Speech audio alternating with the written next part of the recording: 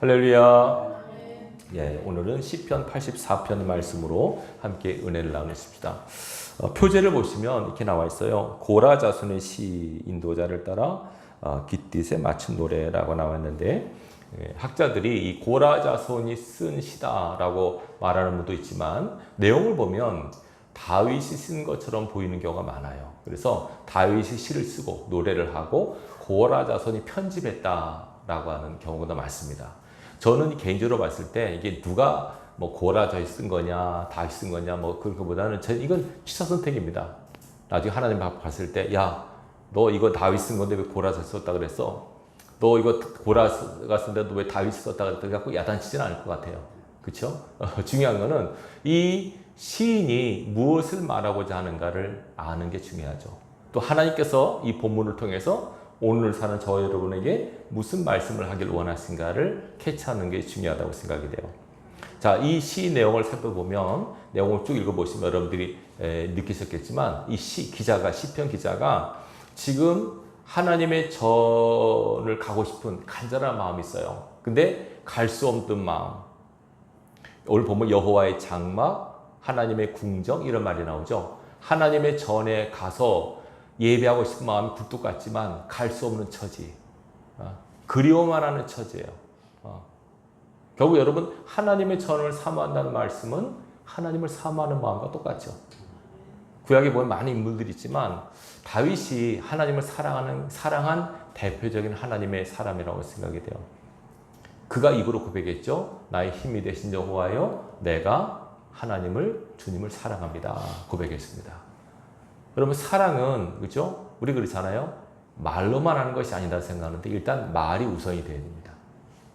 사랑의 고백이 없으면 안 돼요, 여러분. 그렇죠? 결혼을 죄송합니다. 안 한 분도 있지만은 결혼할 때 남자가 여인한테 프로포즈를 하죠. 프로포즈는 뭡니까? 나와 결혼해 주십시오라고 하는 제안을 하는 거죠. 그때 반드시 뭐가 필요하죠? 내가 당신을 사랑한다는 고백이 있어야 돼요. 그렇죠? 그 고백이 없이는 안 되죠. 신앙을 하나님과의 관계를, 예수님과의 관계를 결혼 관계로 표현하는 것과 똑같아요. 예수님이 신랑이고 우리는 신부입니다. 그렇죠? 자, 신부가 신랑을 뭐 해야 됩니까? 사랑해야 되죠. 자, 이걸 잘 들으시고 생각해 보십시오. 구원은 무엇으로 받죠? 믿음으로 받습니다. 예수 그리스도를 믿는 믿음. 예수님께서 나를 위해 십자가에 달려 돌아가시고 부활하셨다는 것을 믿는 믿음으로 구원받습니다. 그런데 그게 구원의 끝이 아닙니다. 그것이 구원의 시작이고 출발입니다. 그러면 구원의 끝은 뭘까요? 마지막에 천국문에 들어가는 입성하는 조건이 뭐라고 생각되십니까? 물론 믿음은 여전히 있어요. 근데 하나님께서 마지막에 우리 신앙의 열매를 보시는 것은 사랑입니다. 뭐라고요? 사랑입니다. 그래서 마태복음에 나오지 않습니까? 누가 천국 가고 지옥 가느냐? 양에 속한 사람들, 염소에 속한 사람들. 딱 구분하죠? 양에 속한 사람들은 이웃을 사랑한 사람들이고 염소에 속한 사람들은 이웃을 사랑하지 않은 사람들이에요. 거기 뭐 믿느냐 안 믿느냐가 없어요. 단지 사람을 사랑했느냐 안 사랑했느냐, 사람을 도왔느냐 돕지 않았느냐, 불쌍히 여겼느냐 불쌍히 여기지 않느냐, 그것 갖고 판단한다니까요. 나를 믿었구나. 그래서 그게 아니고 믿음으로 출발을 해요, 구원은. 근데 마지막에 하나님 앞에 갔을 때는 내가 정말로 나를 믿었으면 내가 믿은 증거 열매가 있어야 된다는 거죠. 그 열매는 바로 사랑입니다. 자, 결혼했습니다. 신랑과 신부가 신랑한테 무슨 얘기를 할까요? 여보, 난 당신을 믿어요. 당신 믿습니다. 그 얘기를 많이 할까요? 난 당신을 사랑해요. 그 말을 많이 할까요? 네. 신랑이 어떤 말을 듣기 좋아할까요? 신부가 여보, 나 당신을 믿어요. 당신 신뢰해요. 막 그런 말 듣기 좋아할까요? 당신 사랑해요. 그 말 듣기 좋아할까요? 당연하죠. 사랑을 듣고 싶어 하세요. 우리 주님도, 하나님도 여러분이 하나님 믿습니다. 믿습니다. 라는 말보다는 하나님 사랑합니다. 말을 듣고 싶어 하세요. 다윗이 하나님의 간지러운 데를 긁었어요. 하나님, 나는 하나님을 사랑합니다. 이 고백을 해요. 이게 굉장히 남자들은 좀 어색하지만 그러나 그렇지가 않아요. 왜냐하면 신앙을 잘 들으세요. 신앙은 하나님의 사랑에 응답하는 게 신앙이에요. 성경 뭐라고 해요? 성경 전체 요절이 뭔지 아시죠? 요한복음 3장 16절입니다. 하나님이 세상을 이처럼 사랑하사 독생자를 주었으니 그게 요절입니다. 그 세상 속에 누가 들어가 있습니까? 나도 들어가 있죠. 하나님이 상진이를 사랑하사. 이것이 믿어지는 거죠. 그러면 이것이 깨달아지고 믿어지는 거예요. 신기하죠? 이건 애써서 힘써서 믿어지는 게 아니라 이 말씀 그냥 와 닿아야 돼요. 간증을 저도 그랬고 간증을 들어보면 믿습니다. 믿을래. 이래서 믿어지는 게 아니라 이 말씀이 딱 닿을 때 하나님이 나를 사랑하시는구나. 딱 와 닿는 거죠. 그러면 그때부터 우리 신앙의 여정 출발입니다. 이 말씀을 믿고 이 말씀의 의미를 깨달았다면 이제 우리는 나머지 신앙은 뭐냐면 이 사랑에 대한 응답으로 살아가는 겁니다. 나를 사랑하셨지? 나도 주님을 사랑해야지. 그럼 주님을 사랑하는 게 뭔가? 이게 주님을 사랑하구나. 주님을 사랑하면 예배를 사랑하고 죄전을 사랑하고 하나님이 사랑하시는 사람을 사랑하고 하나님이 기뻐하는 일을 사랑하고 이게 다 사랑으로 하는 겁니다. 너희 모든 일을 사랑으로 행하라 라고 말씀하셨어요. 그래서 여러분들이 삶을 살아가면서 마지막에 하나님 앞에 서는 그날에 내가 어떻게 하나님 앞에 설 수 있는가, 사랑의 열매를 맺었는가를 하나님 보십니다. 얼마나 주님을 사랑했는가, 내 모든 삶의 열매 속에서 사랑의 열매가 얼마나 맺혔는가를 주님 보세요. 오늘 시편 기자는 이런 의미에서 우리에게 큰 도전을 줘요. 자, 보실까요? 1절에 뭐라고 얘기합니까? 만군의 여호와여, 주의 장막이 어찌 그리 사랑스러운지요. 내 영혼이 여호와의 궁정을 사모하여 쇠약하며 내 마음과 육체가 살아계시는 하나님께 부르짖나이다.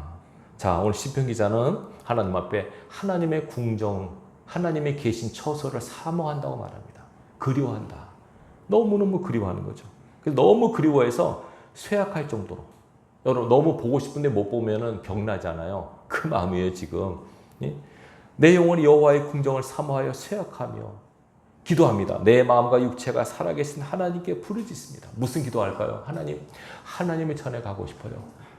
하나님의 전에서 예배하고 싶어요. 이 마음이에요 여러분. 그 보세요. 3절 뭐라고 얘기합니까? 나의 왕 나의 하나님 만군의 여호와여, 주의 제단에서 참새도 제집을 얻고 제비도 새끼들 보금자리를 얻었습니다. 이게 무슨 말일까요? 하나님, 참새도 제비도 하나님 전에 들락날락 하는데 집을 짓는데 나는 가지도 못합니다. 지금 시편 기자는 참새와 제비를 부러워하고 있습니다. 왜요? 그들은 하나님 전에 마음껏 드날잖아요. 누가 뭐 제지합니까? 참새, 제비가 왔다 갔다, 성전에 왔다 갔다 하지 않습니까? 그것은 막을 수가 없잖아요. 지금은 옛날 같은 거는 참새가 성전에 왔다 갔다 걸 누가 막습니까? 시편 기자는 그 그리워하는, 부러워하는 겁니다. 저 새들도 하나님 전에 왔다 갔다 하는데 나는 이게 뭐냐? 나는 갈 수도 없다. 하나님 전에 가고 싶고, 거기서 예배하고 싶은데 나는 가지 못하는구나. 얼마나 부러운가. 지금 참새와 제비를 부러워하고 있습니다. 그래서 4절 보십시오. 주의 집에 사는 자들은 복이 있나니 그들이 항상 주를 찬송하기 때문이다. 누가 복이 있다고요? 주의 집에 사는 자들, 하나님의 전에 거하는 자들은 복이 있다. 제가 이걸 묵상하면서 진짜 제가 복이 있다는 걸 느꼈습니다. 저는 지금 하나님 전은 어디입니까? 교회 아닙니까? 그죠? 교회에 있는 게 얼마나 복입니까, 여러분? 그래서 제가 교회에 늘 있는 것이 복이구나. 너무 감사한 생각이 들었습니다. 이게 교회 고리타분하게 교회만 있어 하지만 영적 은혜를 받으면 하나님이 좋으면 하나님이 계신 집을 좋아하지 않는 게 당연한 거죠. 그죠? 마누라가 좋으면 처갓집 말도 보고 전한단 말이 괜한 말이 아니에요. 하나님이 좋으면 하나님이 계신 곳을 좋아하게 돼 있어요. 자, 여러분들도 그런 마음이 드십니까? 자, 하나님을 사랑하십니까? 아무도 사랑하지 않는 것 같네요. 그럼 큰일 났습니다. 어떡하죠, 이거? 그럼 하나님을 사랑하신다면 하나님이 계시는 곳을 사랑하십니까? 사랑하셔야죠. 목사님 지금 무슨 교회 시대인데 무슨 여기가 성전도 아니고. 맞아요. 성전은 아니에요. 그러나 여기서 뭐가 드려집니까? 예배가 드려집니다. 하나님과의 거룩한 만남이 있는 예배가 여기서 드려집니다. 성전을 사모한다는 말은 성전에서 예배하기 때문에 하나님과의 거룩한 만남이 이루어지기 때문에 그걸 사모하는 거예요. 하나님께서 하늘에 계시죠. 근데 하나님께서 하나님 백성과 만나는 곳이 성전 아닙니까? 내가 너와 거기서 만날 것이다. 그 만남을 그리워하는 겁니다. 하나님의 전을 사모한다는 것은 하나님을 사모한다는 것을 뜻하는 거죠. 하나님을 간절히 사모하는데 만날 수 없는 거죠. 지금은 많이 제사장이기 때문에 누구든지 성령을 모시고 있고 어든지 예배하면 되죠. 근데 구약시대는 그러지 않았어요. 구약시대는 하나님의 임재가 있는 곳이 있었어요. 하나님의 법궤가 있는, 구약에서는 이게 성막이 먼저 있었잖아요. 성막이 하나님 법궤가 있었죠. 거기는 함부로 못 가지 않습니까? 성막이고 그 다음에 성전이 있어요. 그 다음에 교회가 있지 않습니까? 하나님 앞에 제사가 드려지는 곳, 예배가 드려지는 곳, 그래서 하나님과 아름다운 만남과 교통이 이루어지는 곳, 하나님의 말씀을 듣고 응답받는 곳, 하나님을 찬양할 수 있는 곳, 그것이 정해져 있단 말이에요. 이스라엘 백성은 성전 중심의 신앙을 했어요.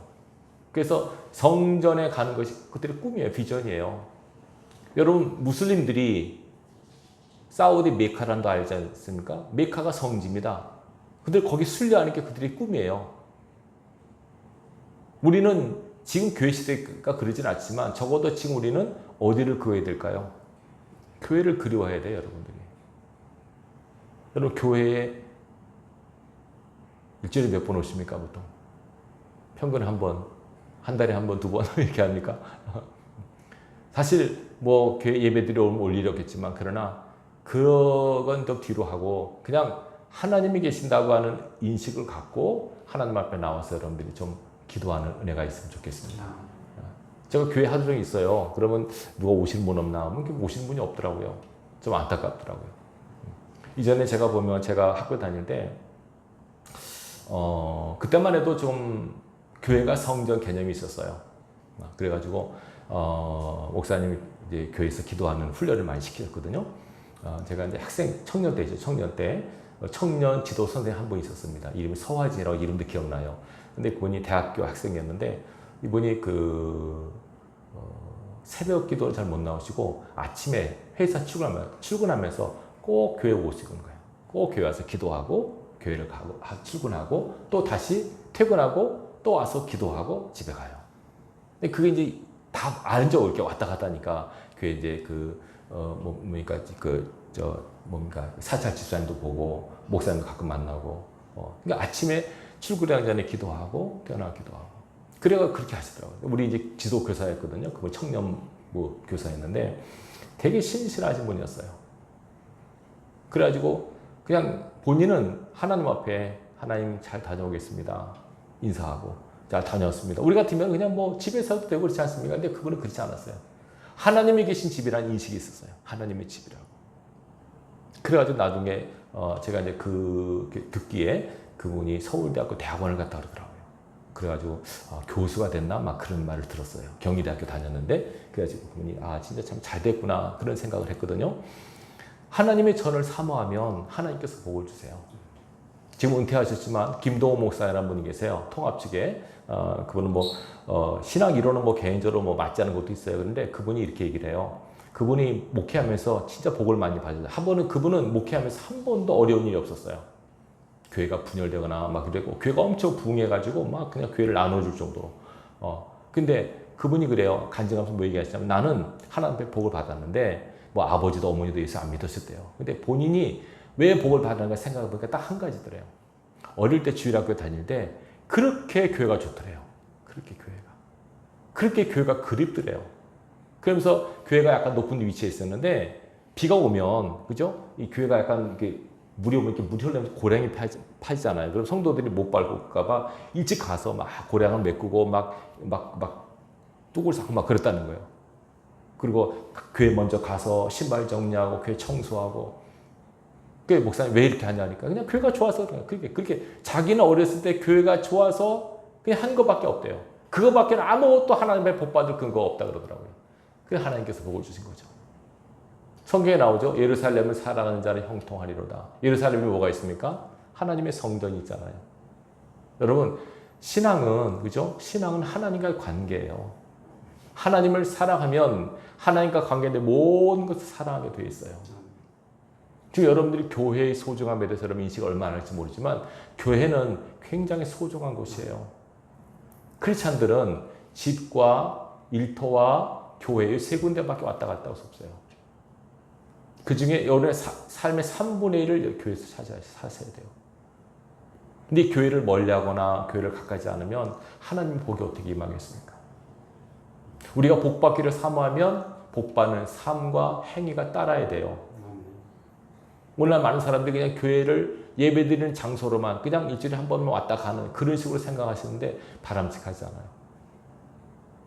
저는 뭐 약간 보수적이라서 그런지 모르지만은 저는 옛날 사고방식, 이 교회는 성전이다라는 생각을 갖고 싶어요.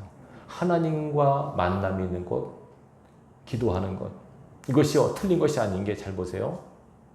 예수님께서 어떤 의식을 가지시냐면 누가복음 보면 이런 말이 있어요. 예수님께서 사역 초기에 성전에 들어가서, 그때 헤롯 성전에 있었잖아요. 성전에 들어가서 성전 더럽힌 것을 보고 막 화를 냈어요. 다 내쫓으시고 막 노끈으로 채찍을 막 내쫓으시고 상을 둘러부시고 막 난리를 치셨어요. 그러니까 사람들이 아니 메시아라는 사람이 저기 하나님 전에 저기 뭐 하는 거냐 막 그랬거든요. 예수님께서 뭐라 그랬어요? 그렇게 막 화를 내면서 막 뒤집어 엎고 이렇게 난리를 치시면서 예수님께서 뭐라 그러시냐면 내 집은 만민의 기도하는 집이라 일컬음 받으리라 하셨는 너희가 강도의 소굴을 만들었구나. 누가복음 2장 49절에 말씀하십니다. 예수님께서 딴 데 화낸 적이 없어요. 성전이 더럽혀지는 거. 성전이 더럽혀지는 거. 제가 말씀 요한복음 2장이고요. 누가복음 2장에 뭐가 있냐면, 죄송합니다. 누가복음 2장에 뭐가 있냐면, 예수님께서 12살 때 예루살렘에 가시잖아요. 가셔서 부모가랑 같이 가는데 잃어버려요. 사흘 동안 못 찾아요. 예수님께서 어디 계셨습니까? 성전에 계셨어요. 그러니까 마리아, 요셉이 너 왜 여기 있느냐? 그러니까 예수님께서 뭐라 그래요? 내가 내 아버지 집에 있어야 될 줄을 알지 못하셨습니까? 라고 되물으시죠. 예수님께서는 성전을 아버지 집이라고 하셨어요. 그리고 아까 성전을 정결케 하시면서 화내시면서 뭐라고 하셨다고요? 내 집은 만민의 기도하는 집이라고. 이게 아버지 집, 성전, 기도하는 집 다 한 거예요. 그러니까 여러분 교회는 아버지 집이요 기도하는 집임을 기억하시기 바라요. 기도하는 곳입니다. 예배하는 곳입니다. 하나님과 만남이 이루어지고 교통이 일어나는 곳입니다. 이것을 사모하고 그리워하는 사람일 때 하나님이 복을 주십니다.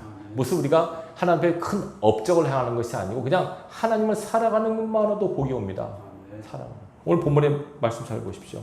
자, 이렇게 하나님 전에 있으면서 늘 주의 집에 가는 자가 복이 있다고 말씀하고, 그 다음에 보세요. 5절. 주께 힘을 얻고 그 마음의 시온에 데려가 있는 자는 복이 있나이다. 그들이 눈물 골짜기로 지나갈 때 그곳에 많은 샘이 있을 것이며 이른 비가 복을 채워주시나이다. 그들은 힘을 얻고 더 나아가 시온에서 하나님 앞에 각기 나타나리이다. 아멘. 자, 보세요. 하나님 전에서 예배를 통해서 은혜를 받습니다. 힘을 얻습니다. 힘을. 아시겠습니까? 자, 저를 보시기 바랍니다. 예배를 드리면, 잘 들으세요. 예배를 드리면 우리가 찬송과 기도하잖아요. 그럼 말씀을 들으면 힘을 받아요. 영적인 힘이 공급이 돼요. 그래서 하나님을 사랑하는 마음으로 예배하면 하나님께로부터 은혜를 받고 힘을 얻어요. 그 힘을 얻게 되면 뭐라고 얘기하냐면 시온의 대로가 임한대요. 마음에. 시온에 들어가면 한다는 게 뭘까요, 여러분? 마음이 넓어진 거죠. 마음이. 은혜를 받으면 마음이 넓어집니다. 용서를 하고 이해를 하고 사랑을 합니다. 이해되시겠죠? 여러분 스트레스를 받거나 화를 내면 마음이 넓어질까요? 좁아질까요? 마음이 좁아집니다. 사람 몸도 근육도 긴장하면 혈관이 수축이 돼버려요. 근데 은혜를 받으면 마음이 넓어져 푸근해져 버려요. 그러니까 예배를 드리면 은혜가 임하고 은혜를 받으면 마음이 넓어져. 그러니까 마음의 시온에 들어가 임하는 거예요. 그래서 그 상태에서 뭐가 온다고 그럽니까? 그들이 눈물 골짜기로 지나갈 때, 이 말은 뭐냐면 박하 골짜기인데 원래는요. 이 말은 뭐냐면 그 물이 없는 아주 메마른 골짜기입니다. 이 박하 골짜기, 눈물의 골짜기는. 그래서 이거는 뭘 뜻하냐면 고난의 시간을 상징해요. 자, 고난의 시간을 상징할 때, 고난의 터널을 지날 때 그 눈물이 없는, 물이 없는 거기에 많은 샘이 있을 것이며 이른 비가 복을 채워주실 것이다. 하나님 앞에 나와서 예배를 드리고 은혜를 받게 되면, 그죠? 고난의 시간에, 어둠의 시간에 하나님의 은혜를 덧입게 될 것이다 뜻입니다. 메마른 골짜기, 황량한 골짜기를 지날 때, 죽음의 골짜기를 지날 때에 하나님의 은혜와 축복을 누리게 될 것이다 라는 말씀이에요. 아시겠죠? 이렇게 하나님 앞에 은혜를 입고 예배를 통해서 은혜를 입고 능력을 더 입게 되면 이런 복이 온다고 말씀하고 있습니다. 그래서 결국은 우리가 힘을 얻지 못하거나 또 삶에서 지는 이유 중에 하나는 은혜를 입지 못하기 때문에 은혜를 못 받아서 그래요. 하나님의 은혜를 받으셔야 돼요. 아멘. 은혜는 하나님과 만남과 교통을 통해서 임하게 됩니다. 아멘. 말씀을 듣고 찬양하고 기도할 때 하나님의 은혜가 임합니다. 이걸 여러분들이 가볍게 여기지 마시기 바랍니다. 아멘. 오늘 그 얘기하고 있지 않습니까? 그 다음에 보세요. 이제는 기도합니다. 만군의 하나님 여호와여 내 기도를 들으소서. 야곱의 하나님이여 귀를 기울이소서. 우리 방패이신 하나님이여 주께서 기름 부으신 자의 얼굴을 살펴보옵소서. 보세요. 시편 기자는 기도합니다. 하나님 내 기도를 들어주십시오. 야곱의 하나님이여 귀를 기울여 주십시오. 우리 방패이신 하나님이여 주께서 기름 부으신 자의 얼굴을 살펴보옵소서. 저는 이 구절을 통해서 이게 다윗이 쓴 시구나라고 하는 생각했습니다. 왜냐하면 다윗은 기름 부음 받은 사람 아닙니까? 고라 자손은 기름 부음 받지 않았죠. 다윗은 기름 부음 받았어요. 그래서 다윗이 기름 부음 받아서 이 고난의 시간에 하나님의 전을 사모하면서 이 글을 썼구나, 이 노래를 했구나 하는 것을 짐작할 수 있어요. 근데 다윗이 계속 고백하는 게 뭐냐면 우리 방패이신 하나님이요. 그 다음에 11절도 보세요. 뭐라고 얘기합니까? 하나님은 해요 뭐라고요? 방패이시라. 방패란 말은 뭘까요? 우리의 보호자, 우리를 막아주시는 분이라는 뜻이에요. 이것이 다윗의 시라고 가정할 때 다윗의 일생을 생각해 보세요, 여러분들이. 제가 이제 묵상하니까 다윗이 골리앗을 쓰러뜨린 이후부터 그 삶은 꼬이기 시작해요, 오히려. 사울 왕이 죽이려고 쫓아다니잖아요. 사울은 거의 다윗은 10년 동안 도망을 다녀요. 근데 사울이 사람을 군사를 불러서 죽이려고 막 쫓아다니지만 다윗이 그때마다 잘 피해 나갑니다. 뭐라고 고백하냐면 요나단한테 고백을 해요. 사망과 내 사이는 한 걸음뿐이라. 아주 위태위태한 지경까지 가요. 근데 뭐라고 기록되냐면 하나님이 다윗을 사울의 손에 넘기지 않으시니라 이렇게 나와요. 하나님께서 다윗을 사울의 손에 넘기지 않으셨다. 하나님께서 보호하신 거죠. 잡히면 죽지 않습니까? 자, 그래서 결국은 이제 다윗이 어디로 도망가냐면 블레셋으로 도망가요. 이웃 나라, 적국이죠. 처음에는 아기스 왕이 다윗을 알아보고 딱 신변의 위험을 느껴 그 순간 처음에는 다윗이 미친 척을 하죠. 다시 도망 나와요. 나중에 또 가요. 또 숨어 들어가요. 그때 이제 아기스 왕이 눈에 들어가 다윗이 아기스 왕 밑에서 일하게 돼요. 근데 어떤 일이 벌어지냐면 블레셋 왕이 다윗을 총애하는 거예요. 블레셋 왕의 신복이 됐어 다윗이. 그런 시간이 있었어요. 근데 어떤 일이 벌어지냐면 블레셋이 우리가 이스라엘과 싸워야 된다. 다윗 너 앞장서 싸우라 그래요. 그 다윗이 만약에 아기스 왕의 명령대로 일선에서 싸우면 자기 민족과 전쟁하는 셈이 되는 거죠. 만약에 그렇게 되면 어떻게 될까요? 절대 다윗은 이스라엘의 왕이 못 됩니다. 다윗이 굉장히 위험한 순간이에요. 블레셋 왕 아기스는 다윗한테 너 이번 이스라엘과 전쟁에서 앞장서 싸워라. 다윗이 거부할 수가 없잖아요. 그래서 싸우려고 했는데 하나님께서 그 순간에 어떤 일이 벌어지냐면 블레셋 지방의 방백들이 와서 다윗을 보고 왕이시여 이거 누굽니까? 다윗 아닙니까? 왜 다윗이 여기 있습니까? 이 사람은 이스라엘 사람인데 지금 그 사울에게 쫓겨서 나한테 와서 이 사람 내 밑에서 지금 잘하고 있어요. 내 신복이야. 근데 방백들이 지방의 장군들이 싫어해요. 왕이시여 이 다윗이 지금 왕편 같지만 이게 전쟁이 일어나서 이 사람이 확 마음이 돌켜가지고 우리를 공격하면 어떡합니까? 그래가지고 다윗을 보내라고 막 얘기를 합니다. 그래서 아기스 왕이 할 수 없이 다윗을 내려보내요. 다윗아 그냥 가라 미안하다. 방백들이 널 싫어하냐 안 되겠어. 이번 싸움에 빠져라. 그래서 정말 하나님께서 감사하게도 이 전쟁에서 빠지게 하세요. 그래가지고 자기 그 본고진 시글락으로 돌아가는데 어떤 일이 벌어지냐면 다윗이 출정하는 그 기간 동안에 아말렉이 와서 부인과 아이들을 싹 잡아가요. 몽땅 잡아가요. 그래가지고 이걸 안 다윗의 밑에 수하 군인들이 화가 너무 나가지고 다윗을 죽이려고 해요. 근데 뭐라고 기록되냐면 다윗이 다급하였지만 하나님을 힘입어 힘을 얻었더라 이렇게 나와요. 하나님을 힘입어 다시 힘을 얻었더라 이렇게 나와요. 다윗이. 그것도 얼마나 위험한 순간입니까? 같은 동료 부하들에게 죽임을 당할 위기에 있었어요. 근데 다윗이 하나님을 의지하여 힘을 얻습니다. 이 힘이 어디서 나왔을까요? 하나님을 향한 믿음, 하나님을 향한 기도. 저는 그것이 다윗이 힘을 얻은 가장 큰 근거라고 생각이 돼요. 다윗이 수시로 하나님 앞에 기도했어요, 여러분. 다윗이 기도한 거 보세요. 전쟁할 때마다 다윗이 기도했어요. 하나님, 이 싸움을 싸울까요, 말까요? 싸워라. 어떻게 할까요? 뭐 해라. 하나님께서 항상 기도하고 다윗은 했어요. 응답받고 다윗은 움직였어요. 하나님과 그 친밀함이 어디서 나왔을까요? 하나님을 사랑하기 때문에요. 하나님도 다윗을 사랑하신 거죠. 그리고 가장 위험한 순간이 바로 자기 아들 압살롬의 난 때문에 도망갈 때. 그때 진짜 다윗이 죽을 위기에 있었어요. 그때 또 어떤 일이 벌어집니까, 여러분? 자기의 신복이었던 아히도벨이 압살롬 편에 서죠. 계략가입니다. 책사입니다. 근데 이 아히도벨의 계략이 있고 그 다음에 자기 밑에는 후세라고 하는 부하가 있는데 이 사람이 거짓으로 압살롬 밑에 들어가요. 그래가지고 압살롬은 이 후세와 아히도벨의 계략을 듣고 선택을 하는데 아히도벨의 계략은 뭐냐면 지금 당장 다윗을 치면은 다윗이 죽습니다. 지금 칩시다. 근데 후세의 계략은 아닙니다. 지금 치면 안 되니까 힘을 모아서 딱 힘을 모은 다음에 딱 칩시다. 그러면 이깁니다.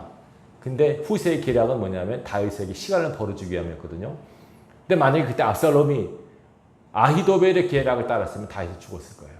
근데 그 순간 압살롬이 아히도벨이 아니라 후세의 계략을 택해요. 그래서 다윗이 살게 돼요. 그 순간순간 다윗이 이건 아는 거죠. 순간순간 하나님께서 위기의 순간만 자기를 건져주신 것을 경험하는 거예요. 그래서 하나님은 나의 방패가 되시는 분이시구나. 그래서 이 방패란 말을 많이 쓰는 거예요. 다윗이. 방패요, 나의 피난처요, 나의 요새란 말을 많이 쓰는 이유가 많은 어려운 순간마다 하나님 고비고비 때마다 넘기게 하시고 피하게 하시고 막아주셔서 오늘을 이기게 하셨다는 것을 얘기하고 있는 겁니다. 이것이 어디서 나왔느냐? 하나님을 사랑하는 마음에서 나온 거예요. 여러분, 하나님을 사랑하면 모든 것이 다 끝납니다. 다른 것이 없습니다. 기도 응답도 삶의 축복도 다 하나님을 사랑하는 마음이 근간이 된다고 하는 것을 잊지 마시기 바랍니다. 이 다윗의 이 시편 84편 이 기록은 우리에게 딴 거 주는 거 아닙니다.